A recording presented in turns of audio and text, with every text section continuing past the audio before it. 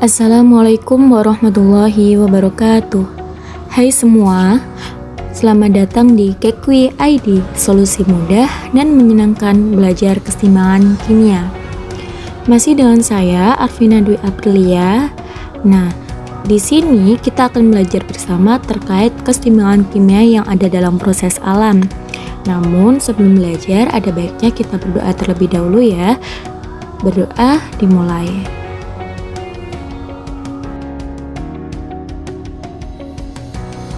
Pada dasarnya, beberapa proses dan peristiwa yang berkaitan dengan aktivitas manusia maupun realitas alam itu seringkali didahului dengan keseimbangan mikrokosmis yang terekspresikan dalam keseimbangan kimia. Di sini, jauh sebelum dunia ini tercipta, konsep keseimbangan juga telah ditegaskan Allah Subhanahu wa Ta'ala dalam firman-Nya Quran Surat Al-Mulk ayat 3 yang berbunyi, A'udzu billahi minasyaitonir rajim. Bismillahirrahmanirrahim. Alladzi khalaqa sab'a samawatin tibaqa ma tara fi khalqir rahmani min tafawut farji'il basara hal tara min futur. Shadaqallahul adzim. Yang artinya, yang menciptakan 7 langit berlapis-lapis, tidak akan kamu lihat sesuatu yang tidak seimbang pada ciptaan Tuhan yang Maha Pengasih. Maka lihatlah sekali lagi, adakah kamu lihat sesuatu yang cacat?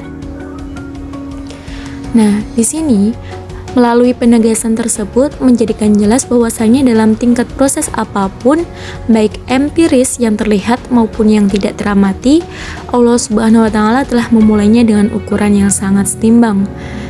Inilah yang patut kita syukuri.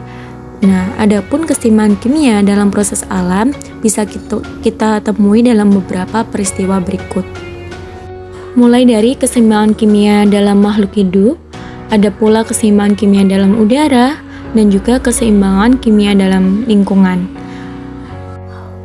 Pada submateri ke-6 ini kita bahas peristiwa-peristiwa itu satu persatu ya.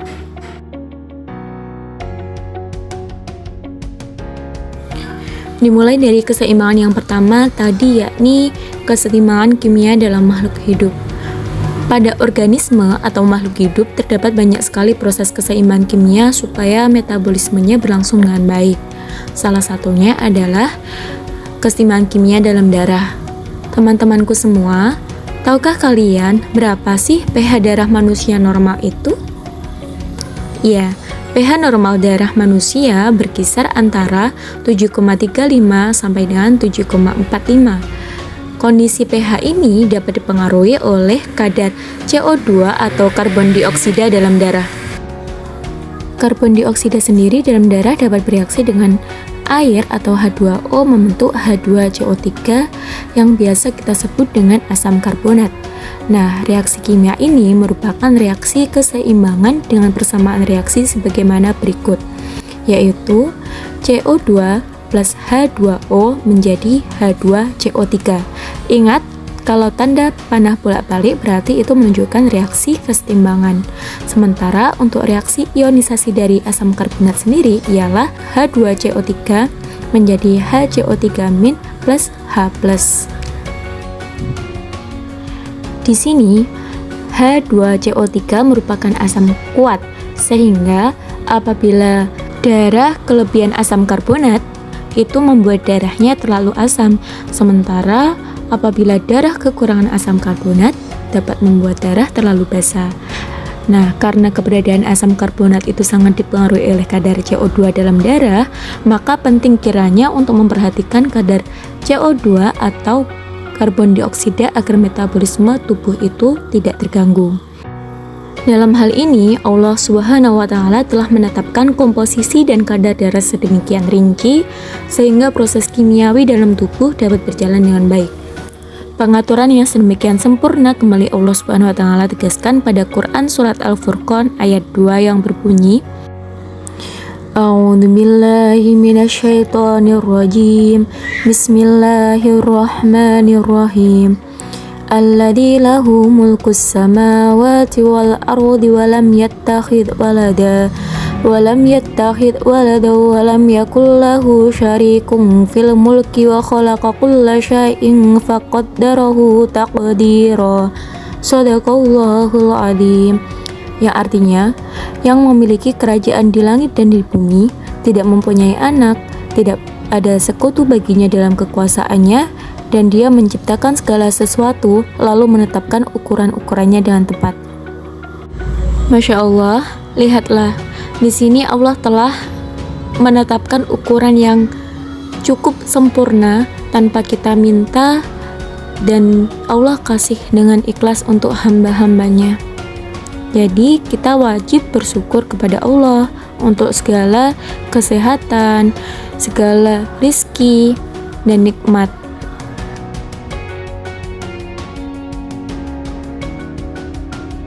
Selanjutnya, di pembahasan kedua, di sini ada keseimbangan kimia dalam udara. Teman-teman, tahukah kalian bagaimana proses terbentuknya lapisan ozon di bumi kita ini? Nah, lapisan ozon terbentuk dari atom oksigen yang bereaksi dengan molekul oksigen lain. Bisa kalian lihat pada gambar proses pembentukan lapisan ozon. Diawali dengan pancaran energi radiasi matahari yang masuk ke bumi melewati lapisan-lapisan atmosfer, seringkali dalam bentuk foton dengan panjang gelombang kurang lebih 200 nanometer. Di sini, gelombang tersebut kita sebut dengan istilah sinar ultraviolet.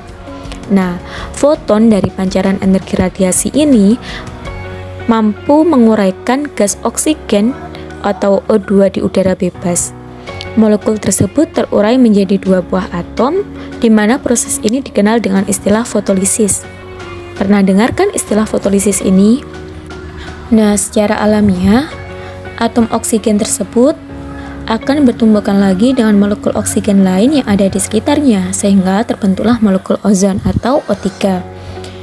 Reaksi keseimbangan pembentukan ozon digambarkan dalam persamaan tersebut, yaitu O2 plus O menjadi O3.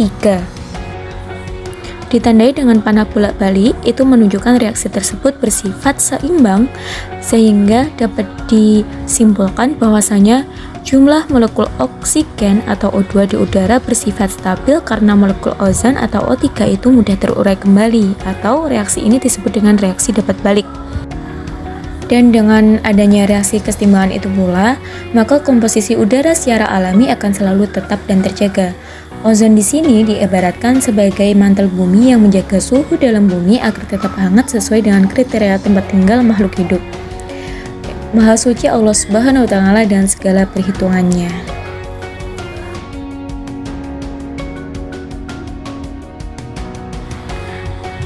Peristiwa yang terakhir, yakni keseimbangan kimia dalam lingkungan. Teman-teman, tahukah kalian mengapa ikan di kolam itu bisa mati secara mendadak atau secara tiba-tiba? Nah, salah satu alasannya ini bisa jadi karena adanya hujan asam. Hujan asam dapat diakibatkan karena adanya pengendapan asam dari pembakaran bahan bakar fosil yang mengandung belerang. Belerang dioksida atau SO2 yang dilepaskan ke udara dapat larut ke dalam air. Bahkan yang lebih parah lagi, ia dapat teroksidasi menjadi belerang trioksida atau SO3 melalui persamaan reaksi keseimbangan, yakni SO2 plus setengah O2 menjadi SO3. Selanjutnya ada SO3 plus H2O menjadi H2SO4. Di sini H2SO4 merupakan asam sulfat yang bersifat asam kuat. Karena bersifat asam kuat, makanya ia mampu meningkatkan keasaman air hujan yang dapat merusak pohon, membunuh ikan, melapukkan bebatuan, dan mengkaratkan logam. Pokoknya untuk semua hal yang bersifat mudorot. Maka dari itu, manusia wajib mengembangkan industri belerang yang ramah lingkungan, karena jika tidak, akibatnya akan ditanggung oleh manusia itu sendiri, sebagaimana yang difirmankan Allah dalam Quran Surat Ar-Rum ayat ke-41 yang berbunyi, A'udzubillahi minasyaitonirrajim, Bismillahirrahmanirrahim, Dhaharal fasadu fil barri wal bahri bima kasabat aydin nas liyudhiqahum ba'dalladzi 'amilu la'allahum yarji'un. Shadaqallahul adzim. Yang artinya, telah tampak kerusakan di darat dan di laut yang disebabkan karena perbuatan tangan manusia. Allah menghendaki agar mereka merasakan sebagian dari akibat perbuatan mereka, agar mereka kembali ke jalan yang benar. Makanya teman-teman, untuk segala hal dalam proses kimiawi yang melibatkan proses kimiawi, kita haruslah bersikap bijak. Jangan sampai hal yang ceroboh akan mengakibatkan kerusakan bagi bumi dan kerugian bagi kita sendiri. Demikian tadi 3 peristiwa alam yang melibatkan proses keseimbangan kimia di dalamnya. Pada hakikatnya, kita bisa menjumpai lebih banyak lagi peristiwa alam dengan proses keseimbangan kimia.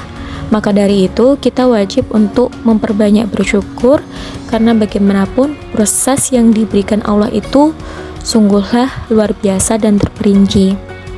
Demikian penjelasan hari ini. Kita lanjut ke bab terakhir, submateri terakhir, yakni keseimbangan kimia dalam proses industri. Kita akhiri dengan bacaan Alhamdulillahirrabbilalamin. Semangat belajarnya, dan wassalamualaikum warahmatullahi wabarakatuh.